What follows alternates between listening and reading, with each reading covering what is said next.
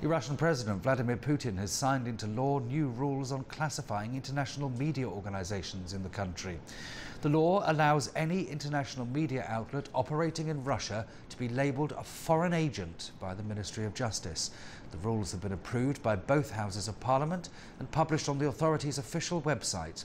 The legislation is presumed to be in retaliation for the United States registering Moscow-controlled RT television under the same term. The Kremlin's Council for Human Rights denounced the bill, saying it was vaguely worded and difficult to reasonably enforce. The new law means international media will have to present themselves as foreign agents on all paperwork if classified as such, and submit to intensive scrutiny of staffing and financing.